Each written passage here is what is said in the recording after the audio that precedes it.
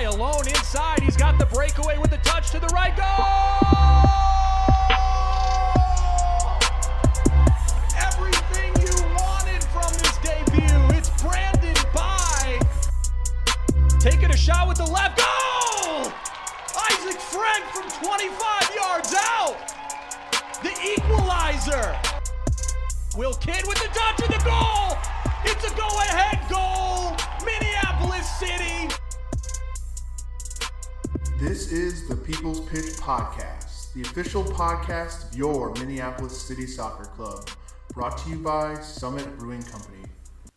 I've never been there, well, perhaps once, but I was so engulfed in the old E, I never made it to the door. This is the People's Pitch Podcast, the official podcast of your Minneapolis City Soccer Club. I am John, and that fancy cup of tea sitting across from me is Nate Morales. Nate, are you picking up where my intro came from? No, not at all. That one is beyond my knowledge. It's a little ditty by Outkast, Spotty Yachty Dopalicious. Oh, yeah. So, anyways, whatever. That's one of those things I never listened to that enough to catch all the words. If it was some Rosa Parks, I'd be all over it. Well, why don't you listen to it tomorrow while you're writing that copy at work? Will do. And you'll see where I was coming from. Get some inspiration. This week, folks, we're going to be coming at you like a burger with strength. It's going to be all damn this week.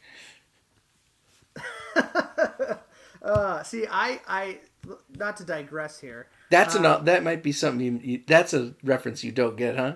That is a reference I don't get. Because I was going on the reason why I pulled that quote out from that song was because the hook on that song is damn James.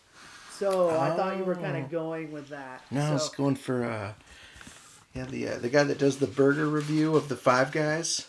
Yeah, I know what you're talking about. Yeah. Anyway. Anyways, we do have a packed show today. A little bit different of a show, Nate. We're going to start off with the mailbag. Yes. Finally, we got a question that was sitting in the hopper for almost a month now. Maybe a little. Actually, it was in August. So whoops.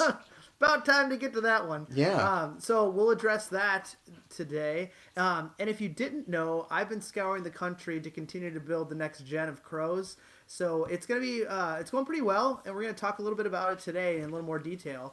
The club shop opened last week, Nate, and I want to get your thoughts on how it went and our sweet merch. And after we've talked about our merch, we'll talk about some sweet merch from clubs all over this fine soccer kingdom. We've done it in the past, so this is our second installment of other people's cool shit as well. Yeah. So let's start with the mailbag here. With the unofficial content creator Bryn wrote into us, and he wrote, "One big problem in U.S. soccer, in his opinion, is the gap between the youth game and the adult amateur game. Only a handful of clubs in the MASL and MWSL are connected with youth clubs.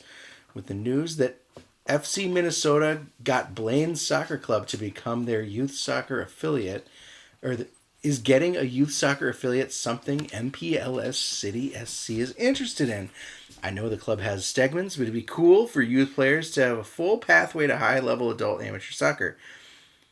An affiliate would also be good because Minneapolis City SC could have a youth soccer arm without the high cost or effort it takes to run a youth club and still be able to focus on the NPSL U23s. Bryn says the front runner in my mind would be Minneapolis United, just because it's located in Minneapolis, of course, and well-established organization with many high-level youth teams without an adult amateur component." Well, Bryn, good letter. Right off the bat, I would pick... I would say that he's not quite right there, that an affiliate would be good because the city would have a youth arm without the high cost effort it takes to run the youth club. I think that's still you're gonna absorb some costs there. I think it would still definitely be a drain on the pocketbook. But John, what do you think about this? First off, I want to say it's a very good question that he brings up here. Yeah. So before I get into my reasons for or against, I wanted to caveat that I think it's a good question. It's something that we have thought about in the past. But to your point, everything comes with a high cost and high effort. So everything in life has a cost. It requires a lot of effort. Yeah. But anyways, so it's not out of the question in the future to have a youth team or teams within the city banner. However, a few things to note that I wanted to bring up. If we were our own youth setup, we would have only one honeypot to pick players from at the adult when we at that bringing players up from the youth ranks is what I'm trying to get at. We'd only have like one system that would feed into that adult amateur level. But whereas we're at now, we have the ability to work with multiple youth systems, and we have been for the past 3 years. Yeah, like you're saying that if we end up with a youth pipeline, that's all we got. Like it would preclude you wouldn't be able to go around and scout and get people from other programs, from other that have come up and gone to other schools and things like that. Right, and there was a knock on MTA for a while that they were basically taking all the talent in their system because they were the closest thing to having that youth to pro pathway. So working with multiple clubs like MTA, working with Shattuck, working with St. Croix, what is the new Salvo in Woodbury, working with Fusion. I'm probably leaving out a few others. We have the ability to bring in the best talent out of all of those because they have a certain level where they stop and we begin. Yeah, and if we're for one example competing at a U18, U19 level against the likes of St. Croix and Salvo, and we've been seeing these kids on the field every year. It's hard to turn around then and go to their coach and say, "Hey, now that your kid is done with your program, you want him to come over to ours?" Right, exactly. And I'll get a little bit into that U18, U19 stuff in a second here. Mm-hmm. My next point is logistically, Bryn, it would be a goddamn nightmare, to be honest with you. To figure it all out, especially in a first year of a merger, it would be a mess to the point where it might be a tipping point to not do it any further. So if we're following a trend of what we've done as a club, we are very calculated in what we do and we plan well ahead of time. And a merger of that sort, I don't think is in the cards. And I don't even think that we'd have any capacity to add more, in quotes, city folks to help us out to do that if we were to start from scratch or even if we were to merge. Yeah, that definitely would mean more stakeholders in the Minneapolis city model. More decision makers. Outsiders, people that have probably more skin in the game when it comes to their original club than it would ours, and that means competing viewpoints on how things get run. Mm-hmm. Yeah, exactly. And that kind of alludes to my last point. So lastly, it goes away from our mission that we started with the club 4 years ago to provide local players that fit a gap between high school and pro soccer, a quality place to play when they're home or they're away from their college programs, or when they're done playing college and then they have that gap of, am I going to be a pro or am I going to start my day job? Yeah. So for me, it makes more sense, and this is where I'm going to get to that U18 topic, for us to have a U18 or U19 team and really do that one team right, so that we're continuing that kind of adult soccer model, but it's more of like a junior adult, where that U18, U19 team would feed into our 23s and to the MPSL and so on. And with our affiliations with, the folks at United that we have, and, if there's a few other partnerships, I'll use that term loosely, that we're talking to around other levels of soccer in the United States, that it makes more sense for us to do that level right versus us going down into the 15s, 16s, that level. Yeah. So, I mean, all in all, really great question. But I think we're going to focus on our footprint that we've created and do that well before we get into the youth thing. And I mean, with players, Nate, they keep getting older, but I say the same age. Wait, it's the other way around. Yeah. I think you have a good point though, that I think there is some potential there to start getting our toe in the water at that one level below, at the U19, U18, because what that means is then you can start building that, because that's a whole separate staff, right? That's going to be 2 or 3 coaches you have to bring in. That's a whole other day on your facility rental. Like, start working it that way rather than starting from the lower, like the youngest kid up, because then, you know, you're going to have to build the 15s and you're going to have to build the 16s and the 17s all kind of at the same time in order to make sure that Right. through line is there. It's better to go backwards. So as we grow, I think that's an exciting prospect. But for now, nope. Even if you do what United's done and they start with like a younger team and they just progress that forward and then fill the gap underneath, it's still I think way too much. It's a lot right now. Yeah. Well, John, I saw on the social media that you have been hitting up a lot of local college games, like St. Thomas games. You and I were going to try to go to that St. Thomas MAC game, but that we were both too busy. Luther's been in town a couple times. You've been heading down there, but it's not really all fun and games for you, is it?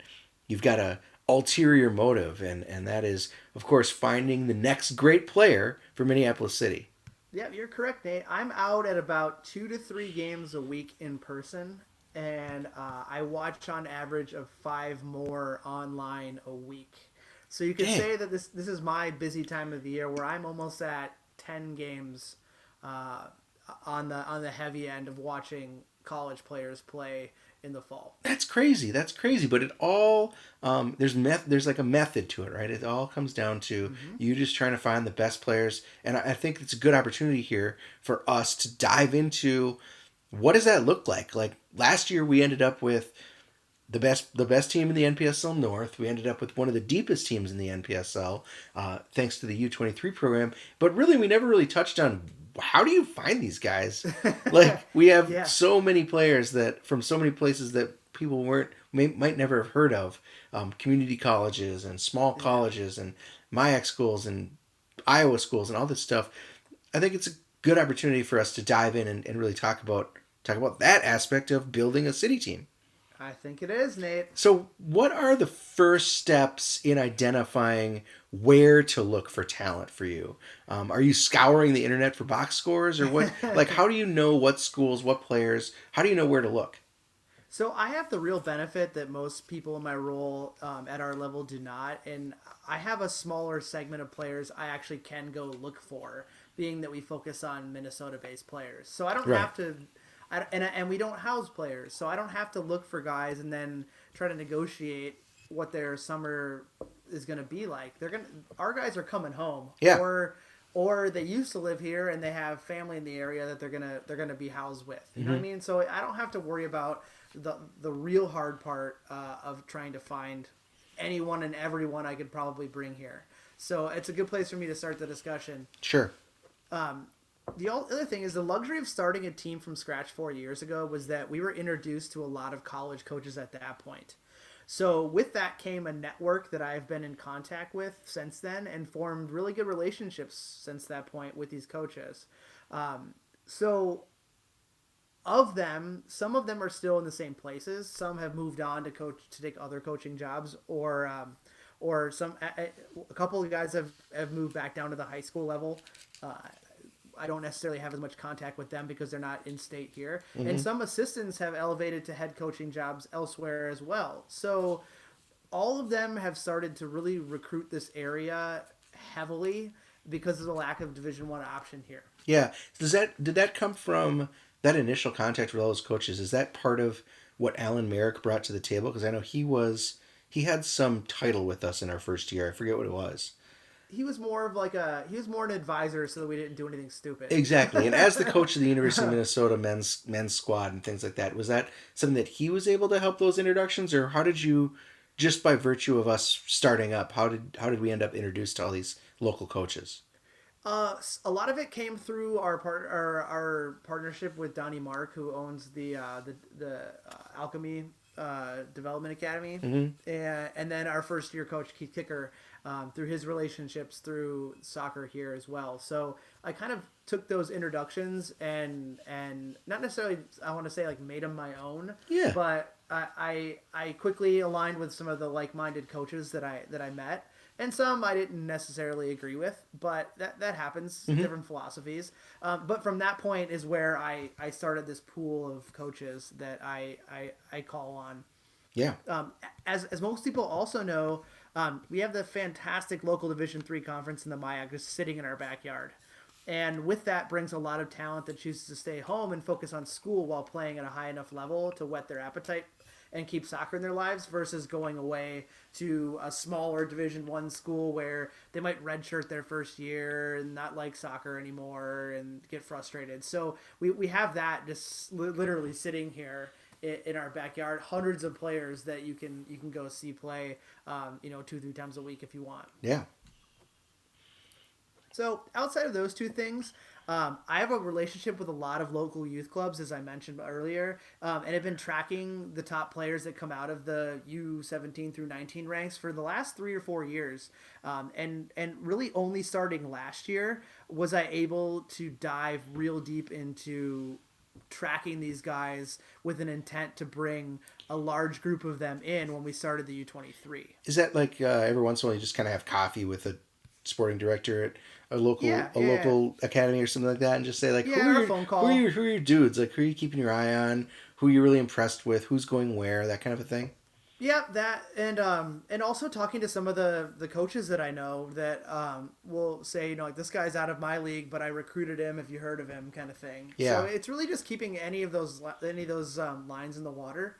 And so far it's what I love to do, so I couldn't be any happier with it. If only you get paid for it. Right, yeah, right, exactly. But to go back to those players that I've been tracking for 3-4 years, yeah, they're all finally at like a maturing point where they can contribute at this level. Because a lot of those guys, you see them in high school. Very rarely do you have the Ken Love Sloans and the Lauren Altmans of the world that are prepared to play right away at a higher level. But you do find that, and then you track these guys for a couple years, and they've hit the weight room. They've started to play, against men instead of boys, and now is the time where I can kind of call back on those relationships I started with. I've also found that where there's one from Minnesota, there usually is one or two more. So it makes it really easy to speak to coaches and get insight on the ones that maybe slip through the cracks on my radar, or are late bloomers that I just didn't know of, that maybe came out of a high school I wasn't scouting, or like Nils Gilbrunson, who played for our U23s. He went to like Chisago Lakes, and like I don't even know where, I don't even know where that is. Yeah, that's hard. So, you wouldn't get up there. Yeah, I have no idea where that is. If you took a map and you stripped all of the cities away of Minnesota, I wouldn't be able to even point to the right direction of the state that is. So, like, he slipped through the cracks, but came through another avenue to us. So, but to your first point, scouring rosters of Division I through junior colleges doesn't hurt to identify players either. It's another way to go about it, and I do that. I'll go into that a little bit later, but I do look at that as well. So that's kind of segs into my next question too. Like, as you're talking to these coaches, as you're keeping an eye on certain programs, like, are you looking at successful programs first, or how do you even know where to start? Like, I get you've got this pool of Minnesota players that you start with, but even then, like, you can't keep tabs on all of them, and you can't keep tabs on. You can't talk to every coach. You can't have relationships with every high school, every local school.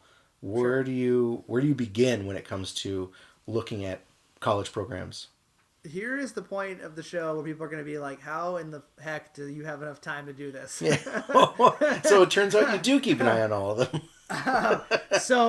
At all levels, you have some schools, obviously, that are popular. And yes, I do go to those first to check in on see if they have any Minnesota players that I don't know of.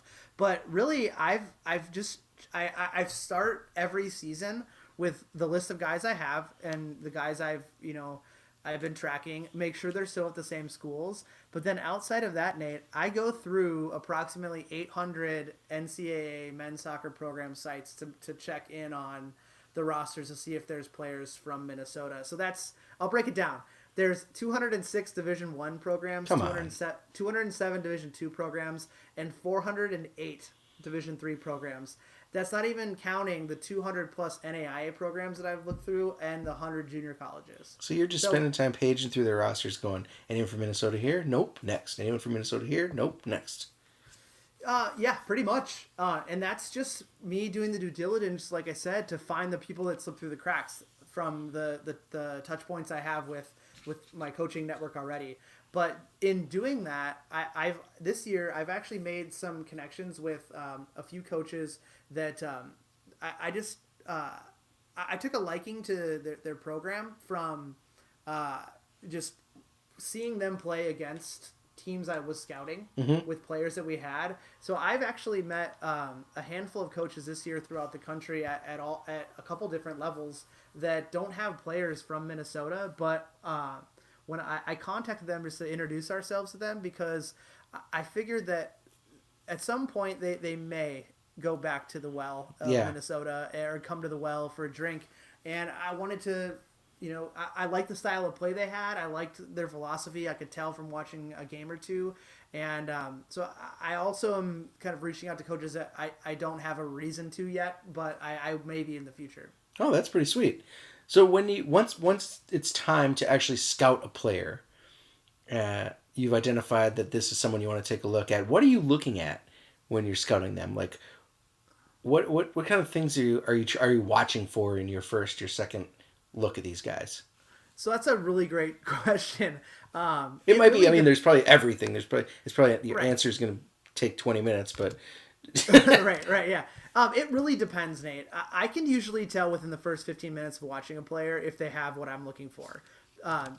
Obviously, you look for a game changer, but you also have to look at players that work hard with and without the ball. Because some guys, some guys might be a fantastic offensive player, but they don't ever track back.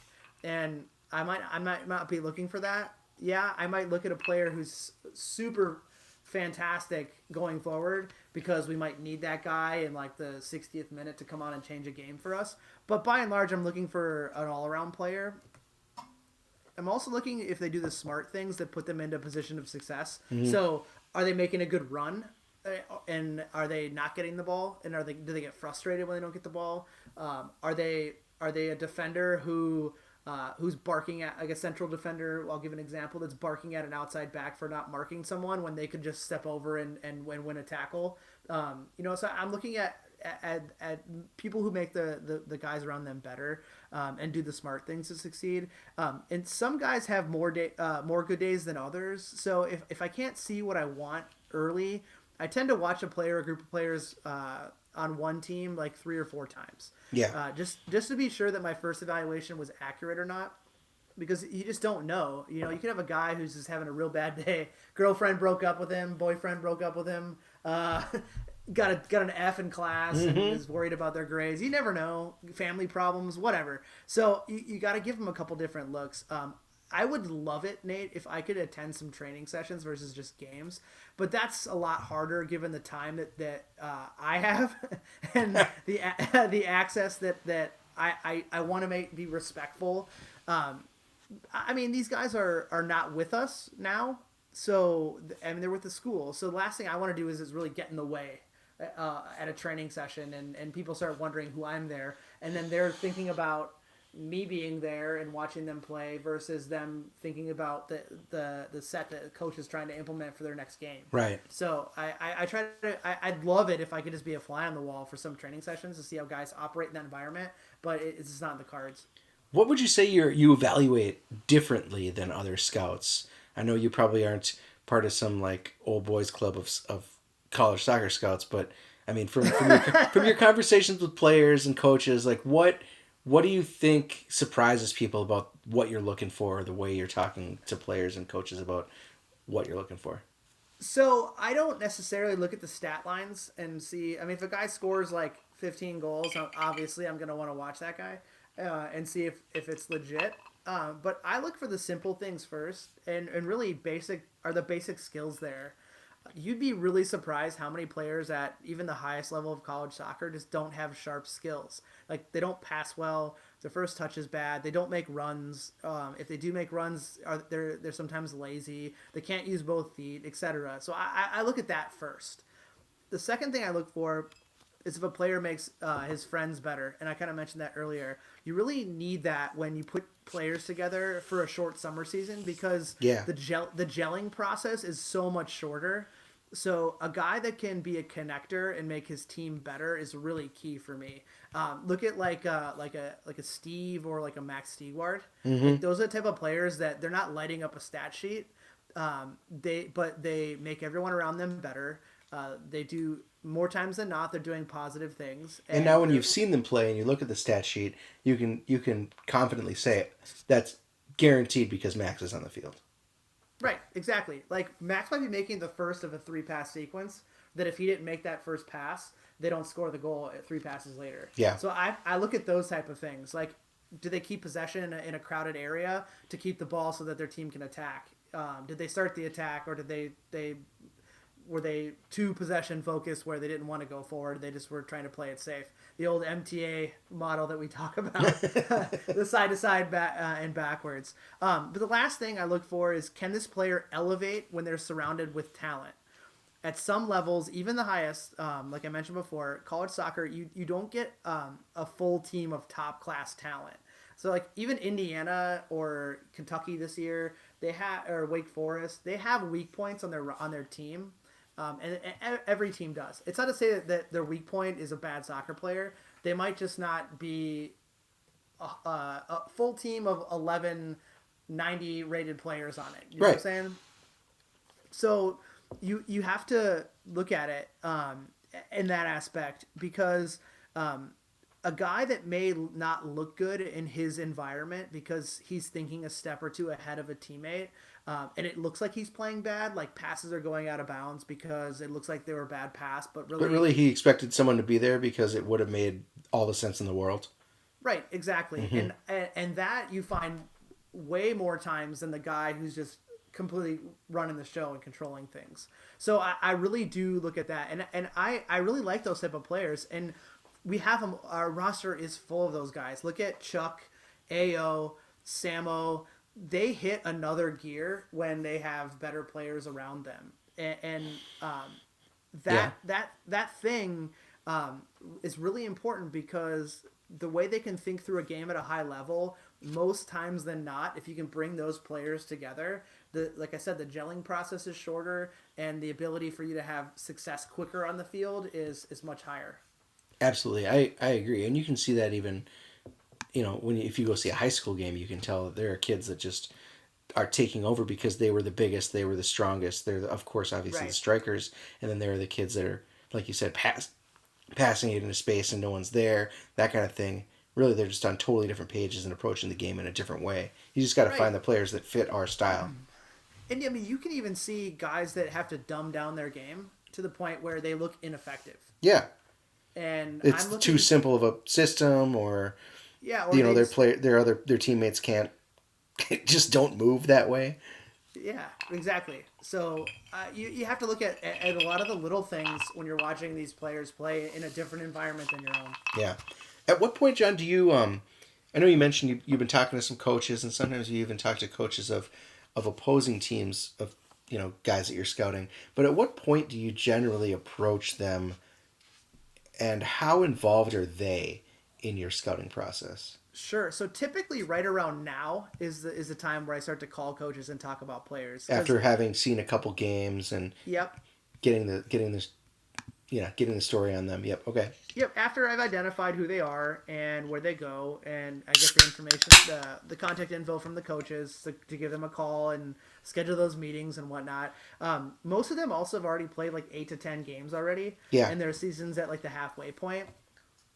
And they've seen what they need to see from their own players. And they're already starting to think about what they can get their players into for the summer. Or the players are already thinking about, like, I want to be playing in a good environment in the summer, and I don't know where to go about it. I'm going to talk to my coach. So the conversations are already starting in some way or another. So the halfway point in the season is a good time for me to get in their ear and in front of them.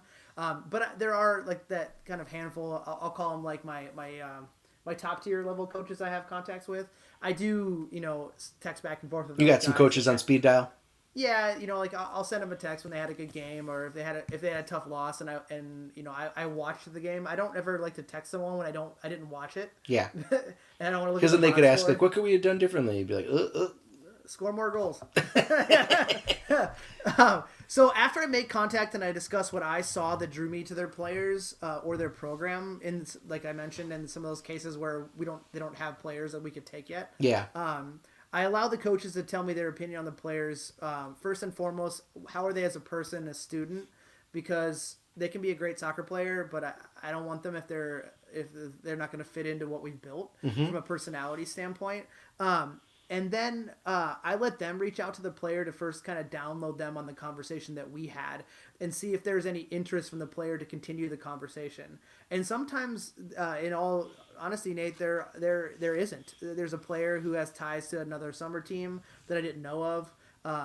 And I definitely want to stay away from a player who has ties to another team. I don't want to be plucking these guys off of other rosters if I can help it.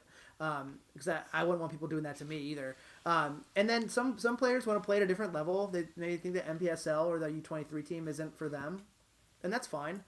Or they plan to stay at school and train and go to summer classes. So there's a couple different variables there.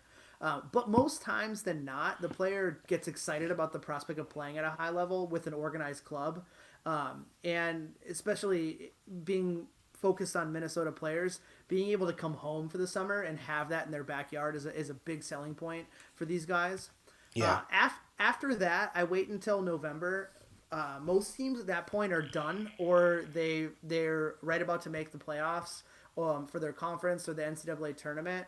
And then we start to talk more about how excited they are about their finishing up their college season, and then get into the discussions of I like you, you like me. Let's talk about when you can come in and play in front of us so we can see you out of your environment in ours. Yeah. And then if you're scouting like a younger player that might not be getting a lot of minutes, I know when we did kind of a look around at what some of these guys are doing, some of them aren't getting a lot of minutes. Do you work with the coach to make sure you have an opportunity to see them in action at that point? Like, this guy was good in high school. I'd like to see him on the college field, see him against some higher competition. What do you think? Or is it just like, if he's not playing, he's SOL? Well, with the sub rules being more liberal in college soccer, I usually get, I don't know if you're familiar with them. Yeah. You can be subbed out once in the first half, and you can't come back on, and you can go back on in the second half after being subbed out. So you usually get to see most guys in action, but like you said, there are times when a player gets less time, and I kind of get a heads up from some of the coaches after I've talked to them that they'll reach out to me and let me know, like, hey, this guy's in the team sheet today. If you're able to check out the game, I think it's a good opportunity for him to play. But there are times where some players are redshirting, and I don't get a chance to watch them, so I have to go by the coach's word. And this is the reason why we bring them in for a look, so we can validate off of the coach's word, because you can't really trust college coaches that are homers with their own guys. You gotta take a look. Right, exactly. Like I feel very confident in the coaches I've aligned myself with, that their opinion does matter to me. But there's been a couple times where they're like, "Oh, you gotta check out this guy," and I watch him for a handful of training sessions with us, and I'm like, "What the hell were they thinking?" Yeah. So to each his own, right? Yeah. So on average, that kind of brings me to the next question: is on average, like, you start with, say, maybe 100 kids from Minnesota that you're keeping your eye on generally, maybe in the fall, right? By the time November hits and it's time and you've already talked to coaches and seen the play a couple times, that might be narrowed down to what, 50, 30, and then you invite maybe 25 to trial for maybe 15 to 10 slots on both the U23 and PSL team, or what do those numbers look like? I don't really necessarily have the math for you the way you broke it down, but I can confidently say that from the list of players that we've identified this year to watch, there's 75 of them throughout the country. Yeah. And Close. of that 75, we'll probably get interest from about 55 to 60 of them. So we're right around that 50 mark. And then how we do our evaluation is TBD this year on how we're going to bring them in. And typically it's over the Christmas holiday when the guys are back home, so they don't have to be driving or flying from wherever they're at. Yep. If they don't live in town. But I would say, yeah, your numbers aren't wrong. But you whittle that 50 down into, say, 40 that you're definitely going to want to bring in for whatever reason they can't make it, or they decided to go with, they got an internship, they're staying at school, they're doing whatever, and then from that it depends on the numbers what we need to fill. So yeah, there could be 15-20 slots between the two teams this year.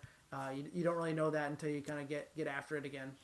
Are you, as you're kind of watching all these different programs, are you seeing any like programmatic trends with college or high school soccer? Is there like a hot formation, or is there something like earlier we were just talking about, like the Brewers, the Rays, they're using an opener. Like, is there anything new that you're seeing? I don't necessarily think there is from a tactical standpoint. I think it's college soccer is such a results driven business that if you have a head coaching job and you try to fuck with shit too much, you're probably going to only be there for 2 years. Yeah. And then like you're either 1 year successful and then they're like, okay, and then you try it again, everyone figures it out, and then you lose and then you're out. Or you start out and you try something funky, it doesn't work, and then you're given another year to try to fix it, and you can't because that's your thing, and then you're out. So not really. Not a lot of, nothing crazy like that. Yeah, nothing crazy like that. But I noted before that coaches at all levels are really starting to recruit Minnesota really hard. And I think this year, more than ever, I'm seeing more players from Minnesota being taken away from home to play at all different levels. There also is a trend in the recent past where players who leave the state are starting to come back to the MIAC, even more than ever. And I'll use Will Kidd as a good example of it. Not really finding what he wanted at Bradley away from home, and what he's really looking for was at St. Thomas, right around the corner from where he grew up. Yeah. So I'm seeing more of those trends than I am anything weird. That's cool. Depth. So we talk about depth a lot. We got the U23s, of course, that really helped our success. It was a strength of ours, and therefore I can only extrapolate that was a priority for you last year, and will continue to be a priority for you moving forward. Are you at all comfortable with the people talking about what areas on the field you're looking at adding depth this year? Yeah, sure. And all that implies. Yeah, I mean, sure. It's no secret that the bookends of the pitch are the hardest to find, meaning a goalkeeper and goal scorers. Mm-hmm. So with that in mind, yeah, I look for those areas more times than not. We found a really good core, we have a really good core of players that are on both of our teams that are returning. So outside of those two kind of positions, I can focus my attention on filling the limited gaps that we have with a replacement or a few replacements options. But like all teams, some guys that perform and they have guys that perform and move on to to a different level, and they're harder to replace. So I can only do my best to kind of find the closest guy or guys that will fill those gaps for the people that we're losing. But what I have to do is keep in mind our style of play as well, and the type of guys that we want to bring in that would help the cause rather than have us take a step back, because we worked real hard over the last 2 seasons, to implement a programmatic style of play.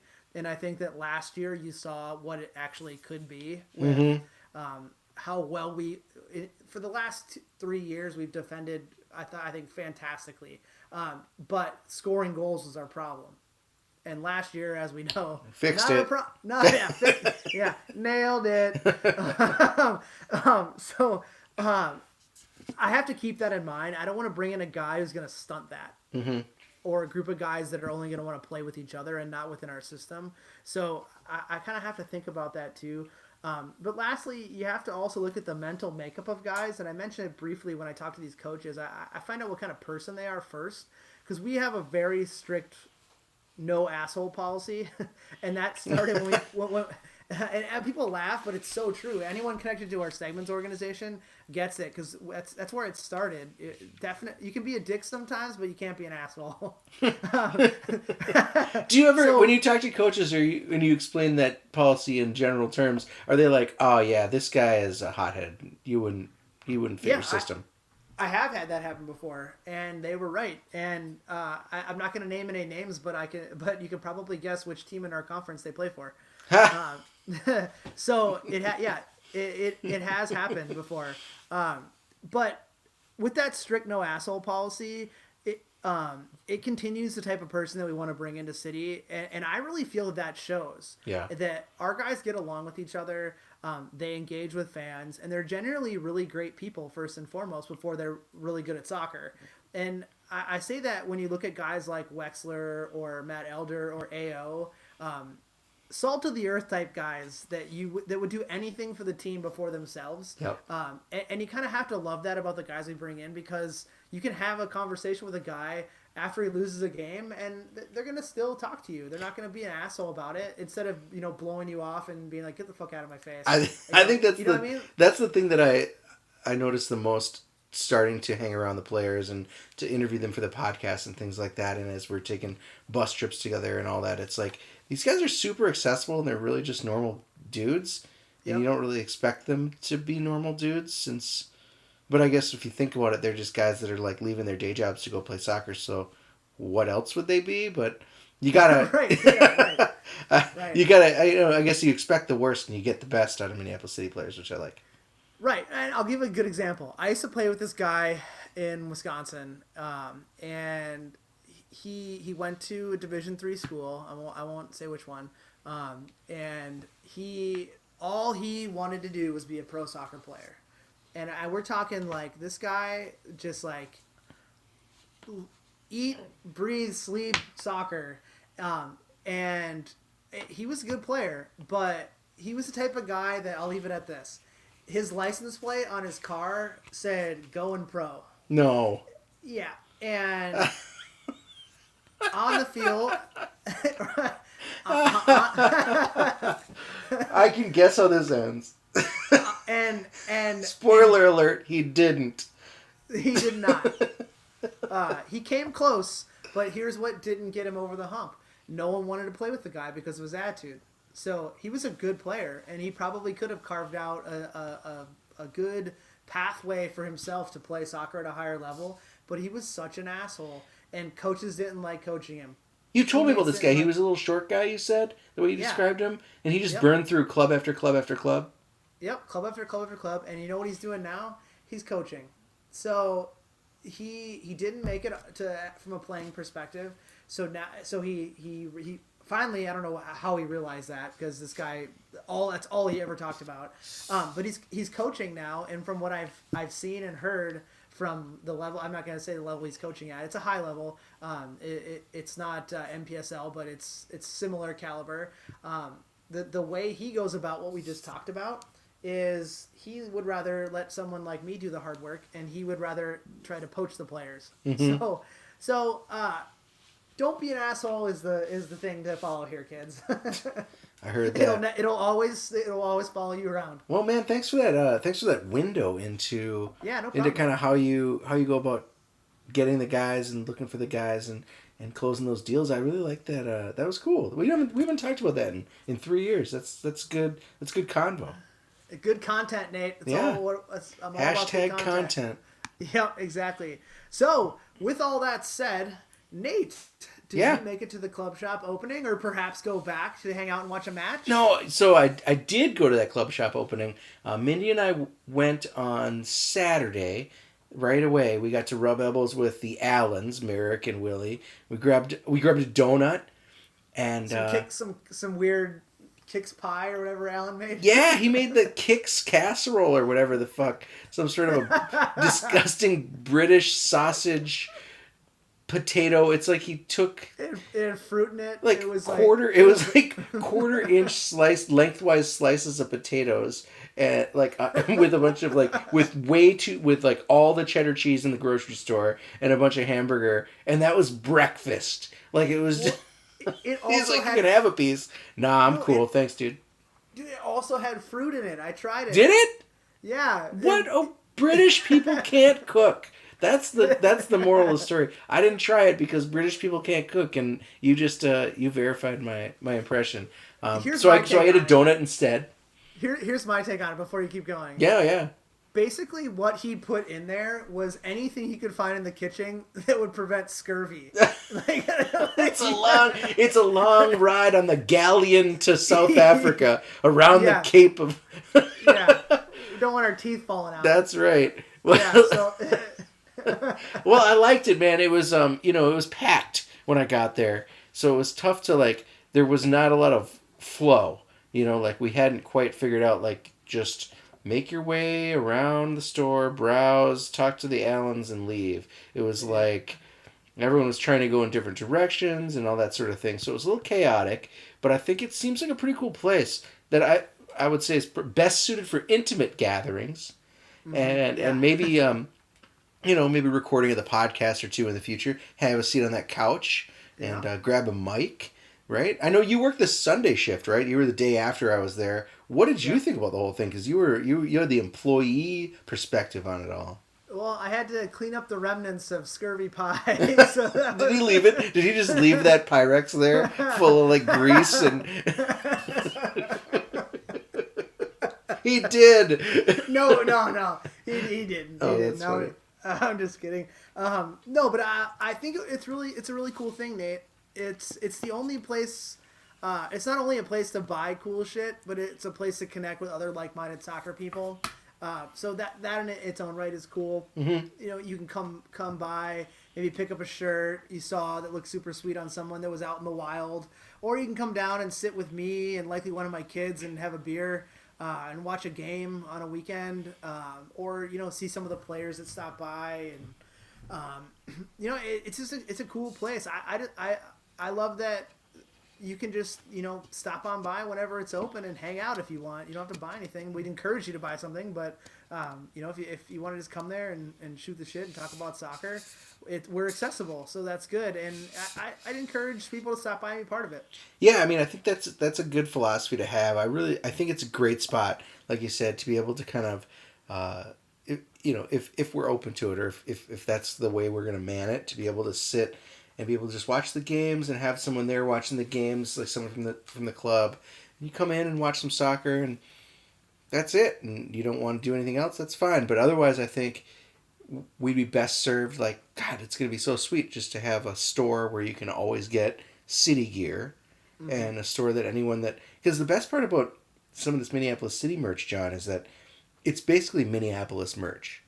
I don't know how many times I've just been wearing city gear out and people have said, that is really cool. Did you get that? Where store did you get that for? I love your Minneapolis spirit. It's well, funny thing. It's for a soccer team, but thank you. That the city, the team is branded.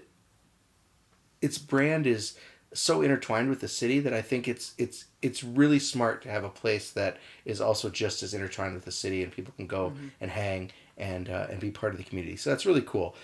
Really cool to be able to keep those staples on the shelf, hopefully. The really good limited time offerings that I'm looking forward to grabbing. I should have grabbed it. I want to get my hands on that foosball shirt.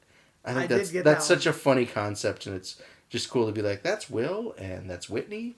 Anyway. Yeah, exactly. Yeah, I that's the first one that I bought. Nice. when I went. But excuse me, like you mentioned, it also great future podcast destination for us. Just saying. Yeah.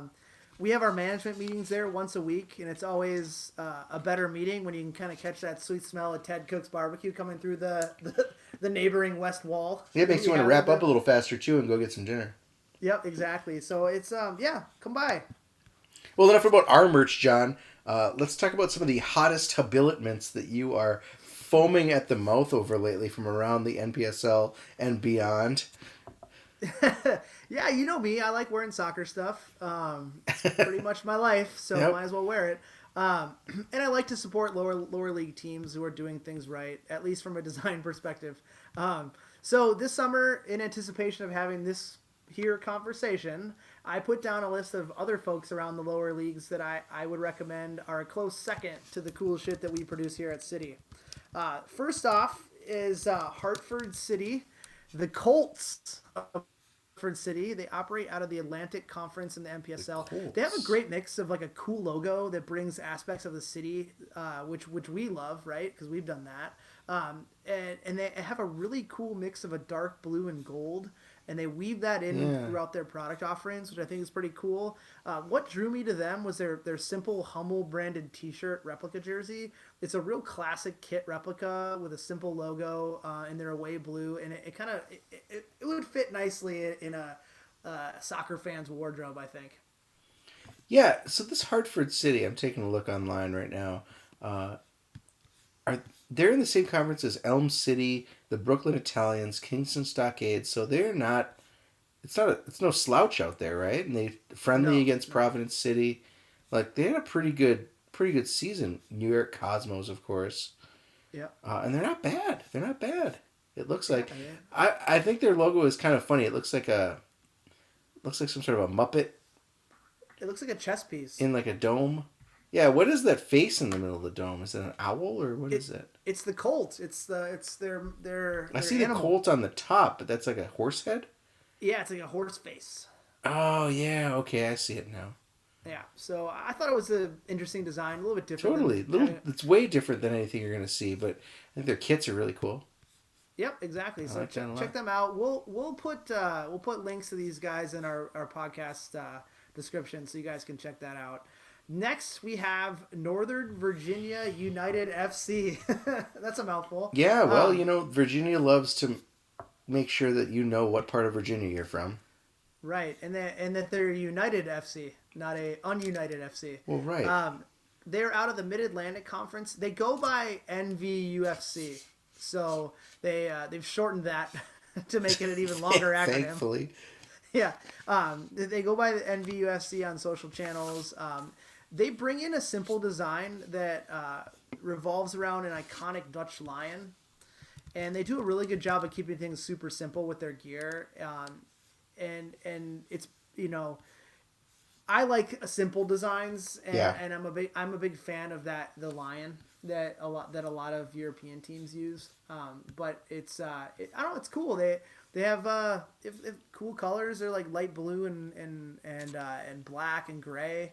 And I just think it's an iconic. They made it an iconic brand their own, which I think is really cool. Yeah, I think one thing that I like to see when it comes to club merch design is a lack of clutter.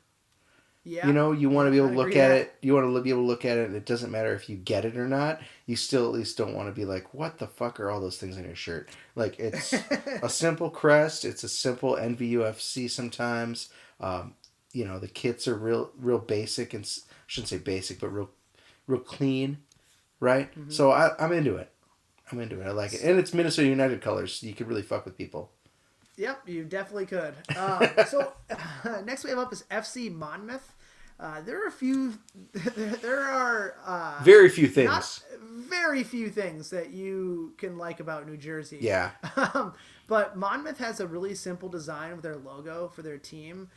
They play in the Keystone Conference in the NPSL. They skipped the animal in their logo, which is very popular, right, around the crest design community. And Monmouth has a really clean badge that almost looks like a minimalistic take on one of the tunnels on the New Jersey Turnpike. And I think that's really cool. And it's simple, and because of that, I think fans of City, we did that in our first year from a logo perspective, and I think you might like what Monmouth has if you like that simplistic, minimalistic looking logo. Yeah, you know what I like about them is they stick to their three color design. It's just a shield with yellow, blue, and white, and that's it. That's all they need, and it's kind of refreshing, like you said, like in a world where you've got the fucking Las Vegas lights or whatever, and everything going on in Miami and all this stuff, like people are trying to out logo each other. They're just like, you know what? We're not even gonna have a logo. It's just like, I'm gonna throw some paint on a shield and we're good. And it feels. Is that what they said? It's supposed to be looking like a tunnel, or you just said that? I picked that up. It looks like a road leading into a tunnel. It's true. Yeah. That's insightful of you. But I like it. I like the simplicity. I think, again, if you're into a very simple, clean, but classy look, FC Monmouth. Try to support them. And they're far away from us, so it's not like we'll ever compete against them. I mean, maybe the final. Far, far away from here. Right, exactly. Their kits are not great, but I mean, again, that Their shield other itself stuff's is really cool. Like their hats are cool, and they got a dad hat. They no, do. it's a trucker hat. Yeah, that's gross. Yeah, but I mean, like dads can be truckers too. That's true. Oh, I think their hats, and then their kind of graphic logo tees are the items to look at. Word. All right, next we have the Little Rock Rangers out of Arkansas. If there is one team, Nate, out there that does a good job of focusing on its merch, it's outside of a few of us, it's Little Rock. Yeah, these guys are good. Yeah, they play in the Heartland Conference of the MPSL, and I actually had a chance to meet their owner, Jonathan, at the league meeting last year in New Orleans. And one of the many topics we talked about was how to provide an added experience to our fans through providing them with cool gear to insert in their lifestyle. Mm-hmm. So I think me saying that alone, and then you listeners going to check them out, it absolutely exemplifies what I just said. Although it's not pink, they do have a plaid design for their sporter scarf. Yeah, it's more of a red, but it's fine. Yeah, it's red. It's not pink, but it's a plaid design, which folks around here like. But to me, it's their design from a logo perspective that's really cool. So it's like a bunch of stag. It's like two stags. Two like stags coming at tree. each other. Yeah. Yeah, and their website states that the deer and the pine tree is a representation of all the natural surroundings in Arkansas. It's actually a white-tailed deer because it's the state mammal. Oh. And the loblolly pine is a state tree. So there really isn't anything in their shop that I wouldn't turn down wearing, and my wife can attest that wearing a different color, like their iconic dark red, would do my wardrobe some favor. Because it's like all black, blue, gray, and green, you know? Yeah. So I think adding some red into my wardrobe would be encouraging, but I think check these guys out. They do it well. Yeah, I think the cool thing about the Little Rock Club is they do kind of what we do with Minneapolis is they'll take elements of their crest or of their logo or whatever, and they'll blow that out in a different way that you weren't expecting. So they've got this. They have that shirt it's just the deer head, like from straight on, but still in that same like polygonal design where it's not like a lifelike deer head. It's more like it looks like an album cover. It's really sweet. Anyway, I'm really digging their design. Did you point them to one of our designers or vice versa? No, I did not. Oh, I was just... It seems like... How do you find a great designer in Arkansas is really my question. Well, apparently they found the only one. All right. The last group that we wanted to cover is another outfit in the MPSL out of the Heartland Conference, the same conference as Little Rock. And I spent some time over the annual meeting with these guys as well, and they really do it right. They have this thing called like the Party in the Park for their match day experience, which is super cool if you check them out. Cool. Yeah, because they play in an actual park, so they have like a bunch of fanfare around the games, which is super cool. I mean, it's kind of hard not to like those guys because they have a soccer, beer, and tacos t-shirt they put together this summer to kind of go with the taco trucks that they have come to their games. So it's really hard not to support them picking up something in their shop. Plus, folks, they wear pink. So they have to be cool. And I know firsthand from getting hammered with them on Bourbon Street that they appreciate quality design, because I had to fight off their owner, Sonny D'Alessandro, from trying to nick my city throwback cap off my head the whole weekend and keeping it. So he gets it. Yeah, he gets it. He's an affinity for good design. I like this because it's a really traditional crest as far as you have the shield and you have the animals on the side, so it feels very royal, very very European, but at the same time it's still like there's some hard lines there. There's not it's not 100% lifelike. And then the animal on the right is a lion or some such, and the animal on the left is a unicorn. And they went all in on this unicorn. It must be, is it like a Tulsa thing? Or is it just they decided idea. Instead of a deer or a horse, we're going to have a fucking unicorn and you can deal with it? Yeah, I don't know. And they've gone all in on this unicorn. Like there's this Sunday Fun Day unicorn shirt. There's a unicorn all over every shirt they have. So if you're just a huge fan of fantasy creatures, this is the team for you. We've got a club for you. Yep. No, but it's really like you said, they've embraced pink as well as we have. There's a plaid pattern on there. You can get a mystery jersey right now on their merch site for $30. If you're one of those, if you're a kit collector. Yeah, I mean, hey, it's almost like we worked with them on that. Yeah. So I'll make sure to put the links to all these merch pages up on the podcast page. So if you're interested in any of this stuff, it's always good to support lower league soccer through buying just their cool shit that they put out. And we know cool shit and we see it. But that is all for this episode, folks. I want to thank, as always, our sponsor, Summit Brewing. John, it's like it's like magical. This magical time of year right now when it was 70 2 days ago, and today it's like freezing and raining, and almost any beer can feel right any week, right? Depending on the weather. So if it's like Oktoberfest season, maybe it's Keller Pills because it's all of a sudden hot and you mowed the lawn. You got the Saga, you got the Porter. Summit has it all for you in the fall. Summit Brewing is a more meaningful brew since 1986. If giving back to the community means a lot to you, like it does us, maybe it is time to give to the club that gives back. Minneapolis City is a 501c3 that provides a safe, reliable, and fun environment for young people to play the beautiful game.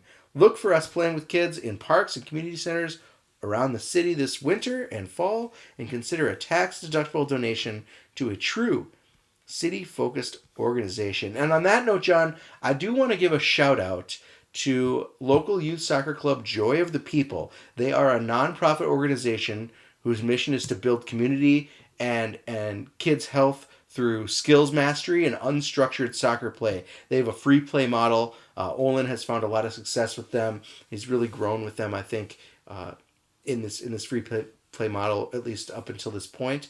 This Saturday, Joy of the People is throwing a big party and a fundraiser celebrating the grand opening of this Campino. They built this new environmentally friendly mini field. So like they dug the shit out of this field. They put all sorts of like environmentally friendly materials and things down as base layers for proper drainage and all this garbage.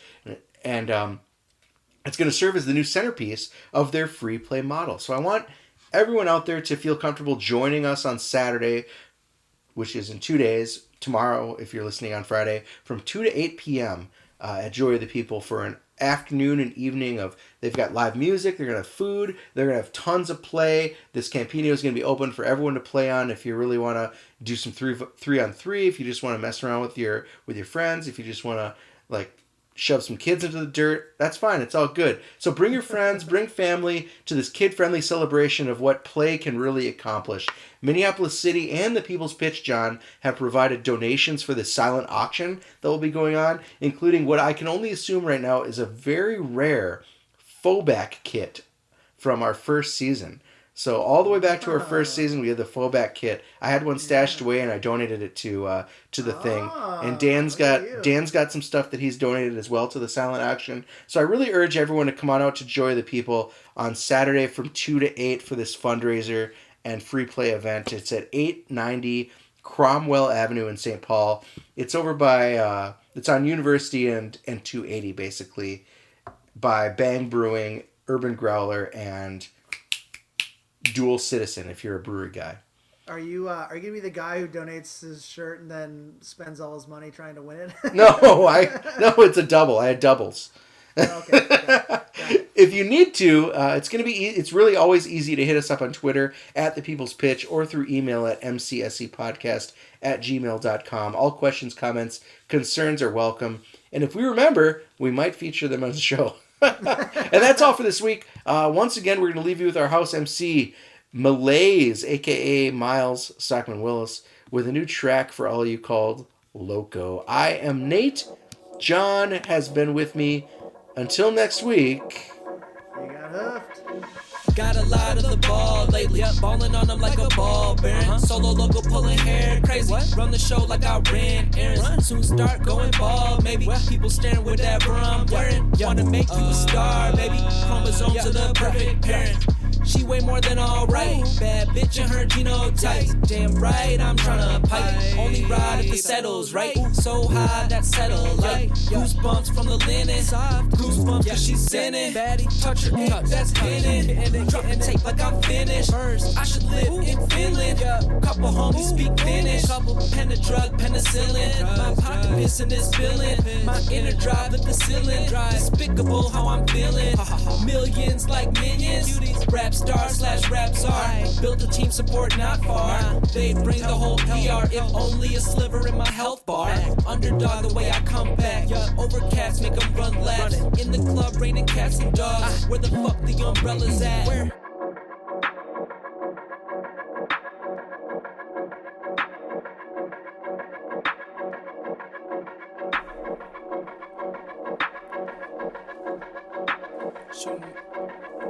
Shooting magic bullets, know I got the juice. Got a big head, need a wider noose. Can't feel my face, still it's kinda loose. Been the truth, not of the proof. Chain look like glitter glue. Other chain got a darker hue. Take a cruise, tip the whole crew. Whole fridge from Whole Foods. I'm rock hard, stoned offline. First time that she rock climb. Treat me like some rock candy. Now she wants a rock wine. Well worded with a slight slang. She the same cause her tongue rang. Throw shade when she sunbathed. 50 bands when my art hang. Just some G's and G events. She feelings chillin', we just venting. Speaking French, inhaling Frenchies. Trying to get the dream eventually, even if it takes a century. I don't wanna be a Benji decree to lead the gentry. People starving, truckers, Bentley money, we greed it. And we pat down for the entry, each assembly. What? If they don't want us, then fuck it, they're lost. Team on my back, I still carry the cross. About what I like, care less about the cards. Writing with diamonds, I'm like Robert Frost. Life is a movie, the scene is just saw. You at the dentist, I'll leave you in awe. Tell you what it is, laid on the law. Flicking you off while I'm rolling the raw.